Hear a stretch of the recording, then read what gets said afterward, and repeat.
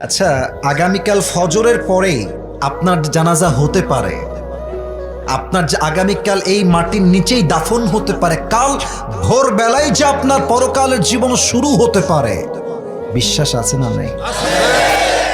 এটা ঈমান, এটা ঈমান। যে কোনো মুহূর্তে, যে কোনো সময় মালাকুল মওতকে পাঠিয়ে আপনার রূহকে কবজ করবে একজন, বলেন সবাই তিনি কে? That means all the Muslims in this world, we believe that there will be a final hour bringing the end to this world's life, and there will be a last day after that. There will be no other day. এই জীবনটা আসল জীবন নয়, বরং পরকালের জীবনটাই হচ্ছে আসল জীবন, ঠিক কিনা বলেন? এক নাম্বার গেল। দুই নাম্বারে আসেন, এবার একটু মেধা খাটিয়ে উত্তর দিবেন, ভুলে ভালে আবেগে উত্তর দিবেন না। বলেন তো, আমরা এখন যে জীবনে আছি এটা কি পরকাল না ইহকাল? Right answer. আর একটু জোরে, পরকাল না ইহকাল? এবার বলেন, দুনিয়ার জীবন কি বেশি উত্তম না পরকালের জীবন বেশি উত্তম? সন্দেহ আছে মনে হলো। আর একবার, দুনিয়ার জীবন বেশি উত্তম না পরকালের জীবন বেশি উত্তম? কোরআনে আল্লাহ তাআলা বলেছেন 30 নম্বর পারা সূরাতুদ দুহার ভেতরে আল্লাহ তাআলা বলছেন, বান্দা শোনো শোনো,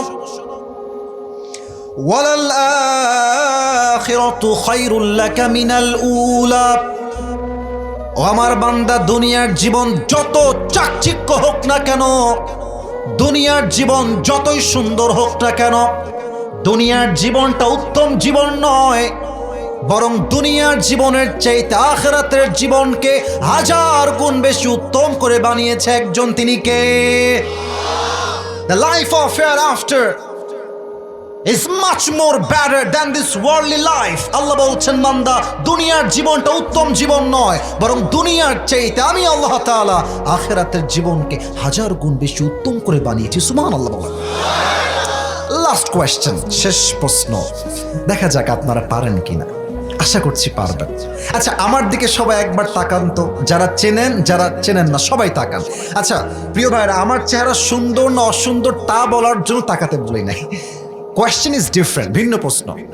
যারা আমাকে ফেসবুকে দেখেছেন আগে, আর আজকে ফেস টু ফেস সরাসরি আমাকে দেখছেন, ফেস টু ফেস আর কি, লজ্জা পাবেন না, জাস্ট যেটা আপনার মনে আছে সেটাই বলবেন, আমি কাউকে ধমক দিব না। আপনাদের আমাকে ফিজিক্যালি দেখে, সরাসরি দেখে মুরব্বীরাও বলবেন, যুবকরাও বলবেন, আনুমানিক কত বয়স মনে হচ্ছে? আনুমানিক একটা বলেন তো। 25 থেকে 28। মাশাআল্লাহ, খুব সুন্দর একটা উত্তর দিয়েছেন। আগে কি বলবেন দেখি? 25, 28, 30। আপনাদের উত্তরগুলো জাস্ট ওয়াও, মাশাআল্লাহ। আপনাদের উত্তরটা একদম সঠিকও না, বাট সঠিকের অনেকটাই কাছাকাছি। আচ্ছা, এখানে এমন কোনো মুরব্বী আব্বা জান কি আছেন? এই যে মুরব্বী আব্বা জান, এমন কোনো মুরব্বী কি আছেন যেই মুরব্বীর বয়স এখন 50+, অর্থাৎ 50-এর বেশি? কোনো আব্বা থাকলে বেয়াদবি নিবেন না, যদি আপনার বয়স 50-এর বেশি হয়, আব্বা একটু হাত তুলে দেখাবেন আমাকে। আব্বা জান, মাশাআল্লাহ, 50-এর বেশি আব্বা জান, হাত নামান। এবার আমাকে বলেন, দুনিয়ার জীবনটা কি বেশি লম্বা হবে না আখিরাতের জীবন বেশি লম্বা হবে? আপনারা উত্তর দেন না। সবাইকে উত্তর, আমি আসিফ হুজুর, ছাড় হবে না, উত্তর দেওয়া লাগবে। দুনিয়ার জীবনটা বেশি লম্বা না আখিরাতের জীবন বেশি লম্বা? কত বেশি লম্বা? আমি জাস্ট একটা আয়াত তেলাওয়াত করছি, একটা আয়াত, আর তার ট্রান্সলেশন, তর্জমা আপনাকে বুঝাই দিবে পরকালের জীবনটা কত বেশি লম্বা। আগে দলিলটা বলে দিই। 30 নম্বর পারা, 30 নম্বর পারার 4 নম্বর পৃষ্ঠা, সূরাতুন নাজিআতের এক্সাক্ট শেষ আয়াত। আল্লাহ রাব্বুল আলামিন বলছেন, বান্দা শোনো শোনো, কান্নাহুম ইয়াওমা ইয়ারাউনাহা লাম ইয়ালবাসু ইল্লা আশিয়াতান আও দুহাহা। আল্লাহ বলছে, বান্দা পরকালের জীবন কত বিশাল লম্বা জীবন। একটা আয়াত খুব ভালো করে বুঝে নাও। যেই মুরব্বীর বয়স আজকে 50 বছর, আমার যেই শ্রমিক আব্বা জানের বয়স আজকে 60 বছর, যেই মুরব্বী নানির বয়স আজকে 80 বছর হয়ে গিয়েছে, আল্লাহ বলছে 80 বছরের মুরব্বী আব্বা জান 80 বছর আম্মা জান যেই দিন মারা যাবে, পরকালের জীবনটা যেদিন থেকে শুরু হয়ে যাবে, 80 বছর যার বয়স ছিল, 100 বছর যার বয়স ছিল, ওই মুরব্বী ডাক দিয়ে বলবে, আল্লাহ, আমার তো দুনিয়ার হায়াত ছিল 100 বছর, আমার তো দুনিয়ার হায়াত ছিল 80 বছর, আমার তো দুনিয়ার হায়াত ছিল 60 বছর, কিন্তু আল্লাহ পরকালের জীবন যখন থেকে দেখা শুরু করে দিয়েছি, আমার কাছে মনে হচ্ছে 80 বছরের জীবন নয়, পুরো দুনিয়ার জীবনটা ছিল একটা সকাল কিংবা সন্ধ্যার মতো। আল্লাহু আকবার। It was just like on morning or on evening. একটা পুরো জীবন 80 বছরের। আপনি কি আয়াতটা একটু বুঝা ট্রাই করতেছেন? একটু ভাবেন তো যে 80 বছরের জীবনটা পরকালের সামনে একটা সকাল কিংবা সন্ধ্যার মতো। আল্লাহু আকবার। সবাইকে আবদার রাখবো, এই যে আমার দুইটা চোখ দেখতে পাচ্ছেন, সবাই ডানে সামনে বামে, left right in front of me যারাই আছেন, এই দুইটা চোখ এখন সবাই 5 সেকেন্ডের জন্য বন্ধ করবেন। এখনই না, স্টপ, থামেন, আগে বন্ধ করবেন না। কেন বন্ধ করবেন? এই চোখটা বন্ধ করে সবাই জাস্ট 5টা সেকেন্ডের জন্য ভাববেন আপনার সামনে মালাকুল মউত দাঁড়িয়ে আছে, মৃত্যুর সময়টা আপনার সামনে হাজির হয়ে গিয়েছে, আপনি কবরের বাসিন্দা হয়ে গিয়েছেন, সাদা কাফনের প্যাকেটে প্যাকেট হয়ে আপনার কবরে দাফন করে দেওয়া হয়েছে। জাস্ট 5টা সেকেন্ডের জন্য ভাববেন। আপনার চিন্তা যখনই শেষ হবে 5 সেকেন্ডে, এরপরে আমি আপনাদের সবাইকে পরকালের জীবনটা জাস্ট ভাষায় নয়, আপনাদেরকে একটা কল্পনার জগতে নিয়ে যাব, যেখানে পরকালটা কেমন হবে, কবরের জীবনটা কেমনে শুরু হবে, মালাকুল মউত আপনার সামনে কেমনে হাজির হবে, তার রূপ কেমন হবে, একটা ভিন্ন জগতে নিয়ে যেতে চাই সবাইকে। সবাই ক্লোজ ইউর আইস, চোখ বন্ধ। আমার আবদারটা রাখেন প্লিজ, আমার আবদারটা রাখেন, ভালোবাসার খাতিরে বললাম, চোখটা বন্ধ, কেউ বেইমানি করবেন না, আল্লাহ দেখছেন আপনাকে। চোখটা বন্ধ। আচ্ছা, চোখ যদি বন্ধ হয়ে যায়, আব্বাজান, যুবক ভাইয়েরা, মায়েরা, বোনেরা, এবার মাথাটাকে একটু নিচু করেন, আমার কথা শোনেন, আমার কথাটা শোনেন। আমি আবদার রাখছি, চোখ বন্ধ, মাথা নিচু। আমি কাউকে দেখতে পাচ্ছি না, কারণ আমার চোখটাও বন্ধ আছে।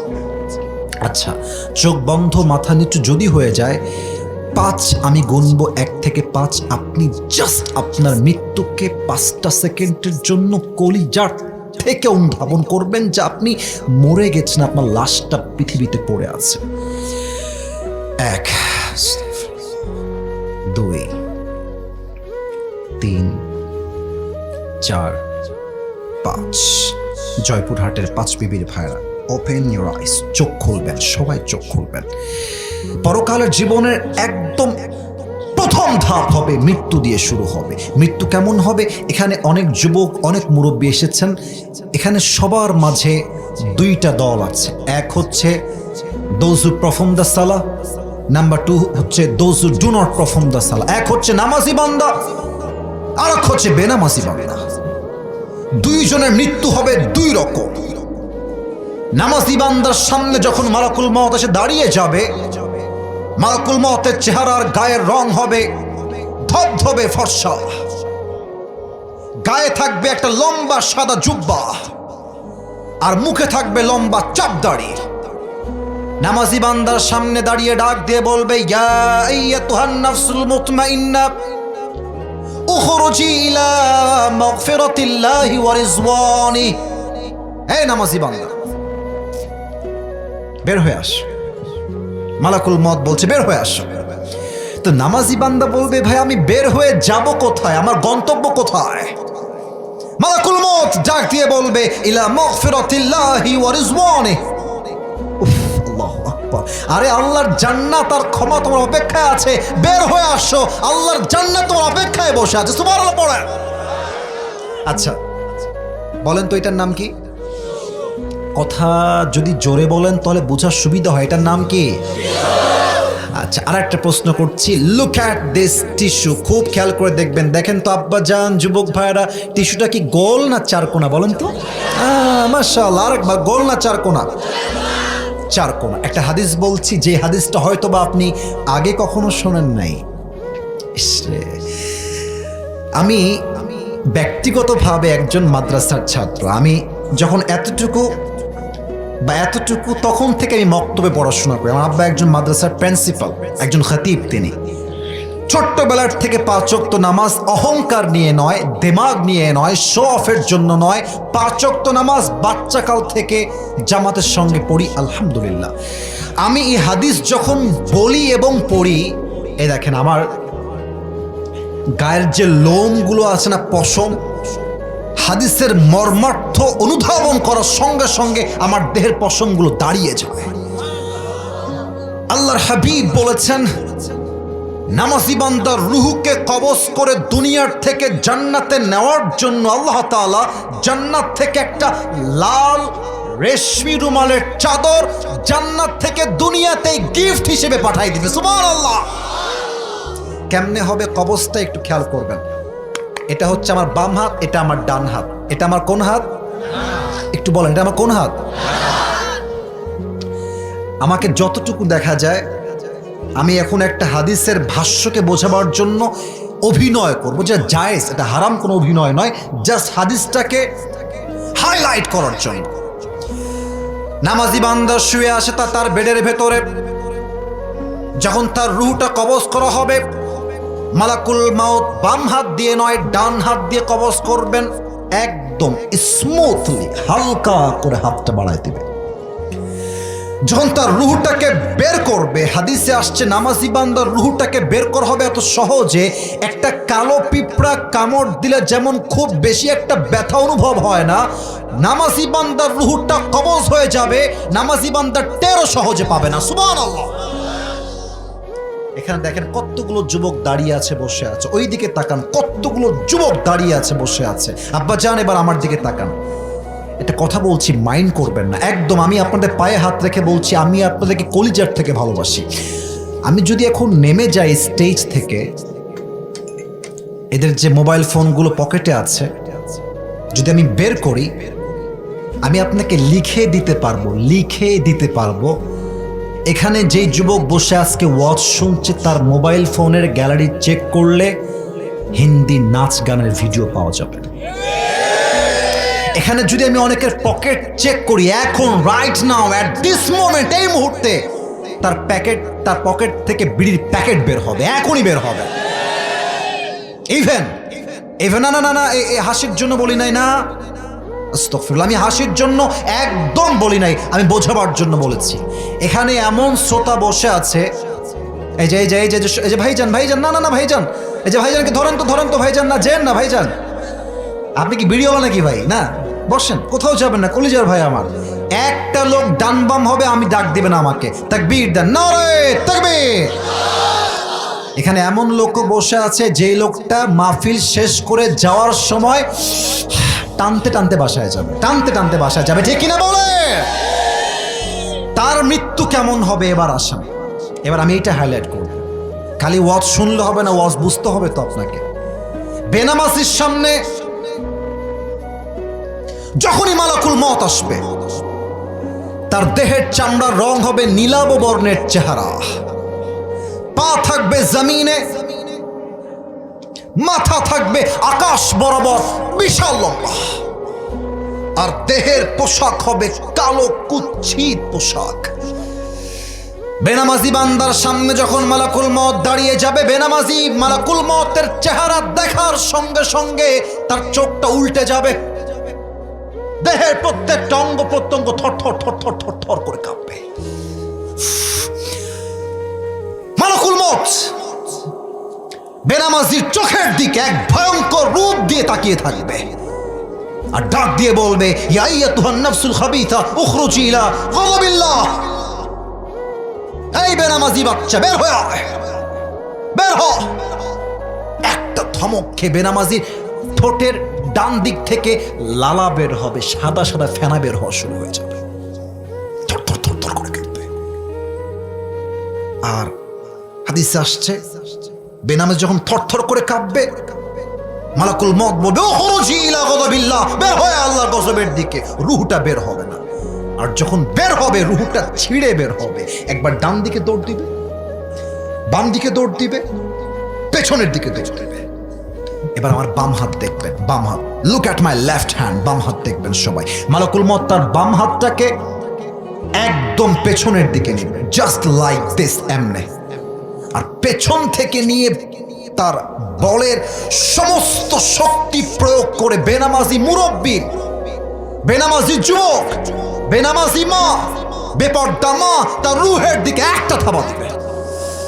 তার রুহটা যখন ধরবে, এমনে যখন টেনে বের করবে, হাদিসে আসছে একটা জীবিত ছাগলকে জাবেহ না করে তার চামড়া কেউ যদি ব্লেড দিয়ে কুচি কুচি করে ছিঁড়ে ফেলে, ওই ছাগলটার যে পরিমাণ কষ্ট হয় তার চাইতে কমসে কম 70 গুণ বেশি কষ্ট দিয়ে বেনামাজির রুহ কবজ হবে। নাউজুবিল্লাহ।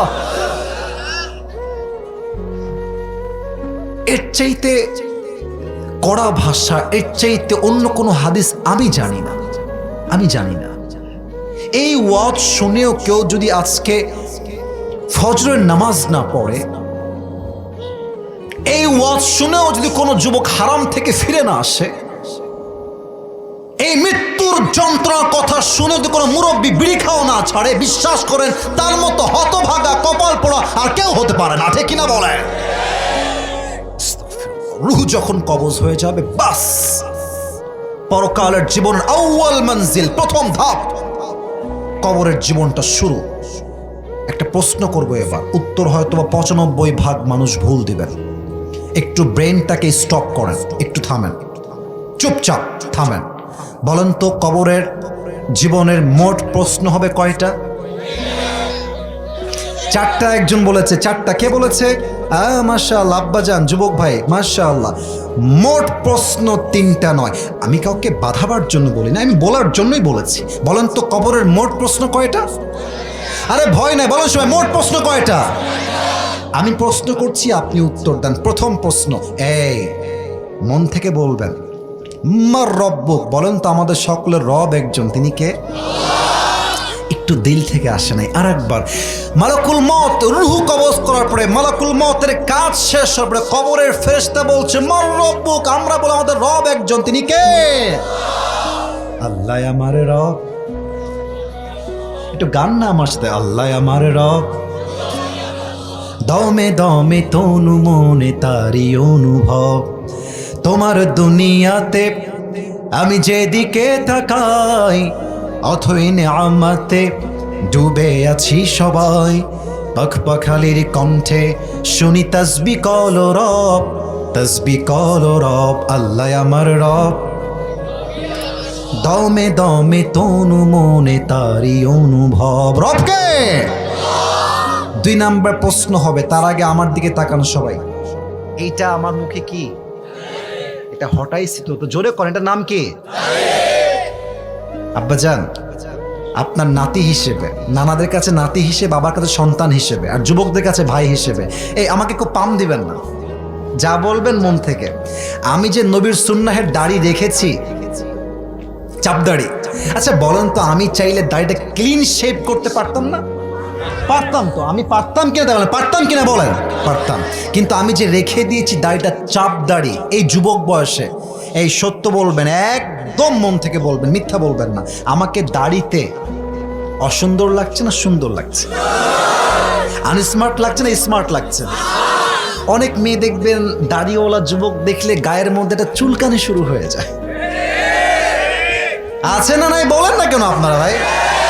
তা আমি কি বলি জানেন আব্বাজান, যুবক ভাইরা, যেই মেয়েদের দাড়িওয়ালা যুবক পছন্দ হয় না, আমার মনে তাদের জন্য বিটিএস এর হিজড়া ছাড়া সেকেন্ড কোন অপশন যুবক ভাইরা হতে পারে না। আর আমি বলি একটা কথা বীর বাহাদুরের মতো, যেই মেয়ে দাড়ির জন্য আমাকে পছন্দ করতে চায় না, সে আমার বাড়ির বউ হওয়ার যোগ্যতাই তো রাখে না। এবার বলেন তো, আমার নবীর মুখে লম্বা লম্বা চাপ দাড়ি ছিল কি ছিল না? আমার নবীর মতো সুন্দর এই পৃথিবীতে দ্বিতীয় আর কেউ কি হতে পারে?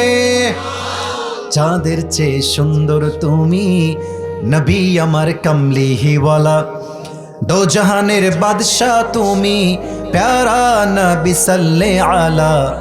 দো জাহানের বাদশাহ তুমি, প্যারা নবী সাল্লে আলা। চাঁদের চেয়ে সুন্দর তুমি, নবী আমার কমলিহিওয়ালা। সুবহানাল্লাহ পড়বেন না আপনারা?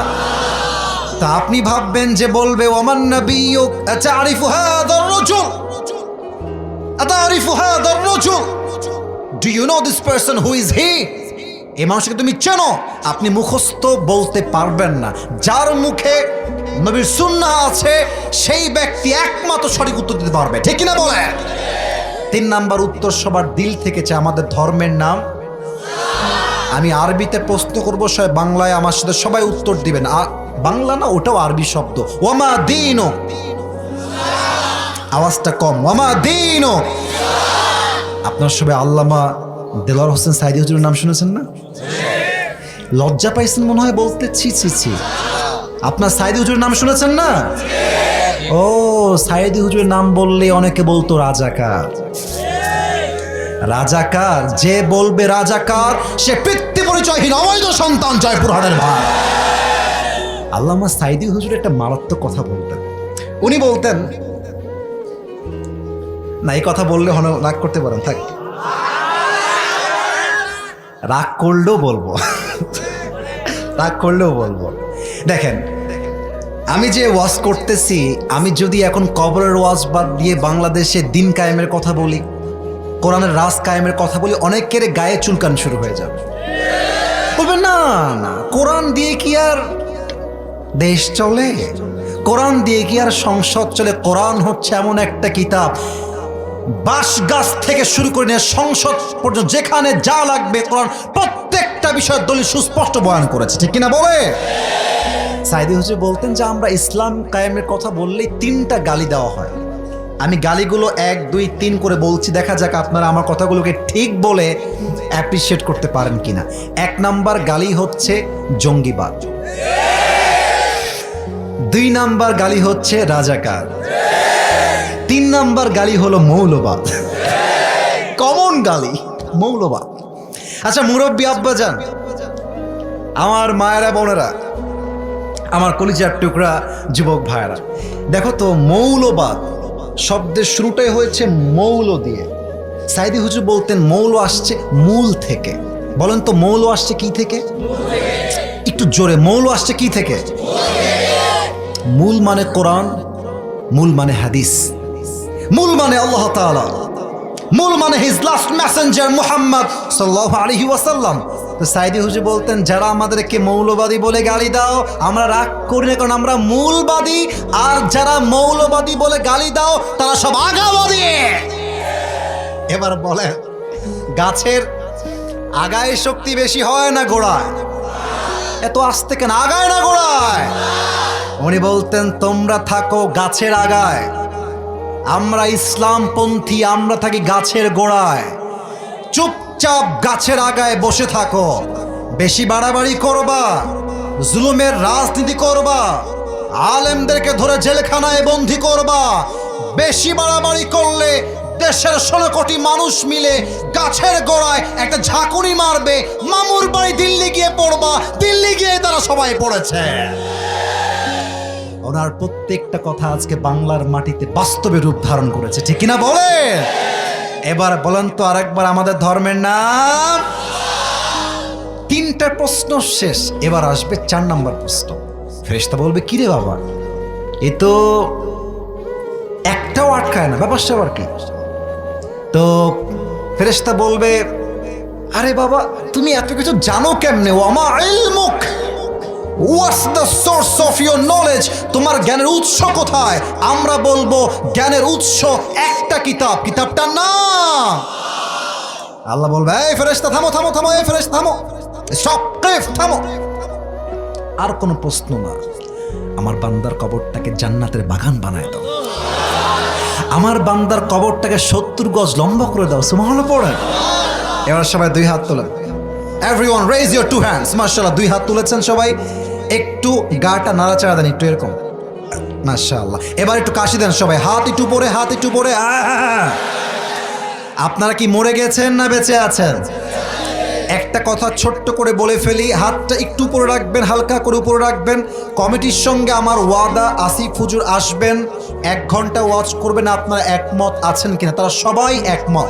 কিন্তু যদিও আমার 1 ঘন্টা হয়ে গিয়েছে, তার বেশি হবে এখানে আসা, তবে আজকে ঘন্টা বা টাইম দিয়ে নিয়ম দিয়ে হবে না, আজকের ওয়াজ হবে ভালোবাসা দিয়ে। আমি আরো কিছুক্ষণ ওয়াজ করতে চাই, আপনারা থাকতে চান নাকি চান না? তাহলে হাত উঁচু করে আমাকে ওয়াদা বলেন, সবাই বলেন হুজুর। বামে একটু আওয়াজ কম এসেছে, বলেন সবাই মিলে হুজুর। আমরা জয়পুরহাটের সন্তান, আপনাকে ওয়াদা দিলাম 12টা অবধি ওয়াজ শুনব, দোয়া করব, দোয়া শেষ না করে আমরা কেউ উঠে, এবার আওয়াজটা জোরে চাই, আমি হাত দেখায় বলবো, আপনারা এমনি হাত দেখায় বলবেন যাব না। আওয়াজটা একটু কম হয়ে গেছে, আর একটু লাগবে, যাব না। বলেন সবাই আওয়াজ করে ইনশাআল্লাহ। হাত নামা। যদি কেউ উঠে যায়, হাদিসে আসছে লা ঈমান আলাহ লিমান লা আমান আলাহ, যার ওয়াদার ঠিক নাই, যার কথার ঠিক নাই, তার ঈমানের ঠিক নাই, ঠিক কি না বলেন? এটা তাকবীর দেন, নারে তাকবীর। পিচ্ছি পিচ্ছি পিচ্ছি, তোর বিয়ে হবে না বাবা, বসে বসে, একটু একটু তোমার ওয়াশরুমে গেলেও একটু, এই তো আর কিছু সময়। তাকবীর দেন সবাই, নারে তাকবীর। তো কবরের জীবনে যাওয়ার পরে পরকালের জীবনটা সম্পূর্ণরূপে শুরু হবে। আর এই পরকালের জীবনটাকে আল্লাহ তাআলা মোট 3টা ভাগ করেছেন। এই জয়পুরহাটের ভাইয়ারা, হাসি কার্যকলাপ চলবে না। সামনে তোমরা ক্যামেরাম্যান, ক্যামেরা নামাও, মোবাইল ফোন নামাও, down your mobile phone right now, stop it, turn off your phone right now, বন্ধ করো। যা বলি তা বোঝার ট্রাই করো, ভালোবেসে বললাম, ধমক দেই নাই। পরকালের জীবনকে আল্লাহ মোট 3টা ভাগ করেছেন। জয়পুরহাটে এবার আমাদের শেষ বক্তব্য, 3টা ভাগ, 1 2 3, বলেন সবাই কয়টা? 1। পরকালে যে বিশ্বাস করবে তাকে বিশ্বাস রাখতে হবে, আমার দুনিয়ার জীবন যতই লম্বা হোক না কেন, আমি যখন মারা যাব, আমার মৃত্যুর পরে আমাকে আবার রুহুটা দিয়ে জীবিত করবে একজন, বলেন সবাই তিনি কে? 1 নাম্বার শেষ। 2 নাম্বার, পরকালের জীবনের 2 নাম্বার বিষয় হচ্ছে হিসাব দিবস। আপনার আমল চাই ছোট হোক কিংবা বড় হোক, প্রত্যেকটা আমলের জাররা জাররা হিসাব নিবে একজন, বলেন সবাই তিনি কে? আমার 2 হাত দেখেন তো সবাই, এটা হচ্ছে দাড়ি পাল্লা, হাত তুলতে হবে না, হাত নামান, দাড়ি পাল্লা। এটা হচ্ছে দাড়ি পাল্লার ডান পাল্লা, এটা হচ্ছে বাম পাল্লা, খুব খেয়াল করবেন। আচ্ছা, আমি আমাকে দিয়ে এক্সাম্পল দিচ্ছি। আল্লাহ বলবে আসিফ হুজুরের আমল নামাটা ওজন দাও, ওজন দেওয়া হবে। এবার আমার 2 হাত দেখবেন, কেউ আমার চেহারা দেখবেন না।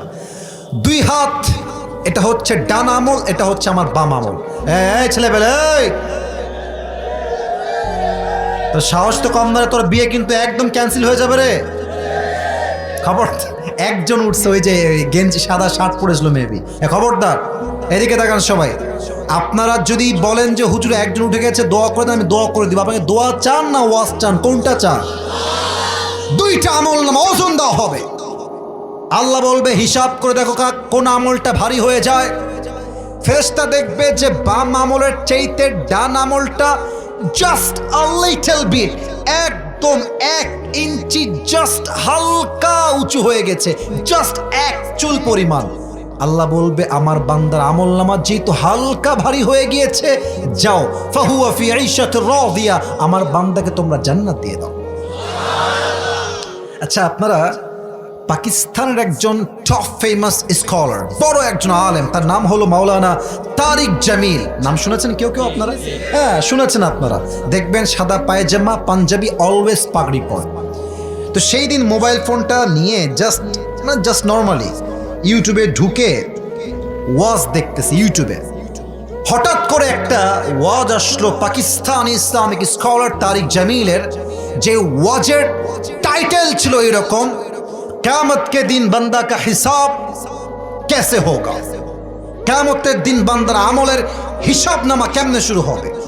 তো তারিক জামিল বললেন क़यामत के दिन एक बंदा ऐसा होगा कि अल्लाह कहेगा कि उसकी আমল নামা को ওজন दिया जाए, जाओ ফেরেশতা তার আমল নামাকে ওজন দাও। ফেরেশতা ওজন দিবে। এক অবাক করা বিষয় ঘটবে, তার ডান আমল নামাও 50, বাম আমল নামাও 50, আর জান্নাতে যাওয়ার জন্য লাগে 100তে 51। এখন তার দুইটাই 50-50। Now I would like to check your wisdom. দেখতে চাই মেধা কত ভালো আপনাদের। জান্নাতে যাওয়ার জন্য আমল লাগে 100তে 51, ওর হচ্ছে 50-50। ওর আমল লাগে আর মোট কয়টা? জোরে বলে সবাই, কয়টা? যুবক ডাক দিয়ে বলবে, टेंशन की कोई बात नहीं है, परेशानी की कोई बात नहीं है, मेरी बाप यहाँ पर है, मेरी माँ भी है, बीवी भी है, बच्चे भी है। मैं सिर्फ ये कहूंगा मुझे बस एक अमल की जरूरत है, मेरी बाप मुझे एक अमल देगा और मैं सीधा जन्नती बन जाऊंगा। अरे बाप तो আছে, একখানা আমল দিলেই তো আমি জান্নাতি হয়ে যাব। আব্বাজান বাপের কাছে আসবে যুবকটা, এসে বলবে, আব্বা তোমার ছেলের জান্নাতে যাওয়ার জন্য বাস এক আমল কি জরুরত হ্যায়। ও আমার আব্বাজান, আমার আমল নামা দুইটাই 50-50 হয়ে গিয়েছে। अगर मैं जन्नत में जाना चाहूं तो मुझे बस एक अमल की जरूरत है अब्बा, मुझे बस एक अमल चाहिए तुमसे, একটা আমল তুমি দিবা আমি সো জান্নাতি হয়ে যাব। আব্বা বলবে, कौन है तुम्हारी बाप? হাসতেছেন কারা? বুঝেন নাই আপনারা? আপনারা যদি বুঝতেন আপনারা কাঁদতেন এখন বসে বসে। আব্বা বলবে সন্তানকে, कौन हो तुम, कहां से आए हो, मैं तुम्हारी बाप नहीं हूं, আমি তোমার বাপ না, বের হও। इवन बाप আরেকটা আজীব কথা বলবে। बाप बोलबे जे मेरा तो बीवी नहीं था, बेटा कहां से आएगा। अरे আমার তো বই ছিল না, বেটা কই থেকে আসবে, বের হও, বের হও এখান থেকে। যুবকটা হতাশ হয়ে ফিরে আসবে, মায়ের কাছে আসবে। মাকে এসে বলবে যে মা, আমার বাপ তো আমাকে চিনতে পারে নাই মা, একটা আমলের জন্য বাপ আমার থেকে চোখ চেহারা ফিরাই নিয়েছে। ऐ मेरी माँ, तुम मुझे इनकार मत करना, मुझे बस जन्नत में जाने के लिए एक अमल की जरूरत है। ও আম্মা জান, একটা আমল হলেই তোমার ছেলে জান্নাতি, আমি তোমার কলিজার ছেলে, একটা আমল দিবা না মা? মা ডাক দিয়ে বলবে, कौन हो तुम, कहां से आए हो, कौन है तुम्हारी माँ, उखरुज, বের হও। এই কথা বলে কেখানে, এই ছেলেরা, এই ডিসেন্ট ম্যানার বোঝো না? কতগুলো মানুষ চাতক পাখির মতো বসে ওয়াজ শুনছে, তুমি মিয়া মাছে বাজা পাইছো? এটা মিডিয়ার লোক রেকর্ড করছে, এগুলো তো তোমাদের এলাকার বদনাম হবে, বোঝো না কেন? মা বলবে, তোকে আমি চিনি না, বের হ। কোন মা বাপ ভাই বাচ্চা বউ একটা আমল দিবে না। এবার দেখেন, তারিক জামিল বললেন, এটা আমার শেষ হাদিস, এরপরে আমি কিছু বলবো না, দোয়ার দিকে যাব। এই ডান হাঁটু আর বাম হাঁটু যুবকটা উঠাবে কিয়ামতের ময়দানে, আর হাঁটুটা উঠাবে বাচ্চাদের মতো, এই বুক বরাবর। আমি উঠাতে পারছি না কারণ পরিবেশটা এরকম নাই, এই বুক বরাবর। আর ডান হাত আর বাম হাতটা এইভাবে দিয়ে মাথাটা নিচু করে দুই চোখের পানি ছেড়ে অঝরে কান্না করবে। এক যুবক আসবে দৌড় দিয়ে, এসে বলবে, আরে ভাই तुम्हें क्या हो गया, तुम इतनी परेशान क्यों हो, तुम्हें क्या चाहिए मुझे बताओ। এই ভাই তোমার কি লাগবে আমাকে বলো। যুবকটা ওর দিকে তাকাবে, আরে বলবে, আরে ভাই আপনি জানতো, मेरी बाप ने मुझे आज नहीं पहचाना, मेरी माँ ने मुझे नहीं पहचाना, आप कौन है। अरे भाई জানতো, বাপ মাই চিনছে না ভাইকে, বের হন এখান থেকে, আপনাকে দিয়ে আমার কোনো কাজ হবে না। तो যুবকটা বিনয়ের সুরে বলবে, ভাই क्या चाहिए आप मुझे बताइए, कि हो सकता है कि मैं आपकी मदद कर भी सकता हूं। अरे भाई বলেন না, বলতে আপত্তি কোথায়। তো যুবকটা খুব আবেগ নিয়ে বলবে, ভাই मुझे जन्नत में जाने के लिए बस एक अमल चाहिए, मेरी बाप ने नहीं दिया, भाई ने नहीं दिया, मेरी बीवी ने नहीं दिया, मेरी बाप ने भी मुझे नहीं दिया, किसी ने भी एक अमल नहीं दिया, একটা আমল হলেই আমি জান্নাতি। যুবক বলবে, আপনি তো শিওর একটা আমল হলে জান্নাতি, আপনি শিওর? বলবে, ইয়েস আমি শিওর, একটা আমল হলেই জান্নাতি। ওই যুবকটা বলে, ভাই যান, একটা আমল আজকে আপনার ভাই আপনাকে দান করবে।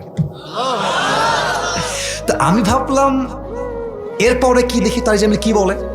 তো তারিক জামিল বললেন যে যুবকটা যখন শুনবে তার ভাই তাকে একটা আমল দিবে, তোর চোখটা বড় বড় হয়ে যাবে। अरे भाई आप मजाक कर रहे हैं मेरे साथ, मेरी बाप ने नहीं दिया, भाई ने नहीं दिया, आप कौन होते हैं एक আমল देने वाला? আপনি দিবেন না মজা করছেন? আরে ভাই আপনি নিবেন কিনা তাই কম। আরে ভাই দেন দেন দেন। একটা আমল নিয়ে সোজা আল্লাহর কাছে দৌড় দিবে, আল্লাহ ये देखो मुझे एक আমল मिल गया है, मुझे अभी के अभी जन्नत में दाखिल करा दो। আল্লাহ এই তো একটা আমল পেয়ে গেছি। 51 আল্লাহ বলবে কিরে এই আগে বলেন তো আল্লাহ সব দেখে কি দেখে না? আল্লাহ সব জানে কি জানে না? अल्लाह बोल किरे बंदा ये एक अमल तुझे किसने दिया है? আমার বান্দা তোর বাপ দেয়নি, ভাই দেয় নাই, মা দেয় নাই, বউ দেয় নাই, বাচ্চাও দেয় নাই, आज तुझे एक अमल किसने दे दिया? যুবকটা ডাক দিয়ে বলবে হাদা আখি, ये जो मेरी भाई है इसने मुझे एक अमल दिया है। আল্লাহ বলবে কিরে বান্দা doesn't make any sense, তোর মাথায় হুশ বুদ্ধি আছে তো? बाप দেয় না, মা দেয় না, বউ দেয় না, বাচ্চা দেয় না, तू कौन होता है एक अमल देने वाला? তুই কে? তুই দিলি কেন বান্দা আমাকে বল।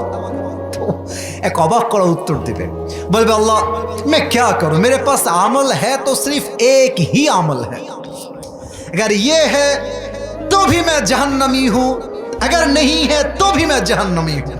अल्लाह ये तो থাকলেও जहन्नमी, ना থাকলেও আমি जहन्नमी। तो मैंने सोचा कि अगर एक अमल मैं अपनी भाई को दे दूं और वो जन्नती हो जाए तो इसमें बुरी क्या बात है? मैंने मेहरबानी करके एक अमल अपनी भाई को दे दिया। अल्लाह दया करे माया करे আমার একটাই আমল থাকলেও জাহান্নামী ও না থাকলেও জাহান্নামী, আমি ভাইকেই মায়া করে দান করে দিয়েছি। আল্লাহ বলবে ও अच्छा अच्छा, इसका मतलब ये है कि तुम्हारी रब से भी बड़ा मेहरबान बनना चाहते हो?